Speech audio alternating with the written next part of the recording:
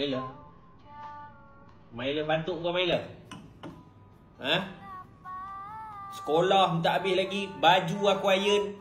Spender pun aku beli lagi. Mak, hari tu kan orang masuk bilik Along kan bawa asap. Engkau kan?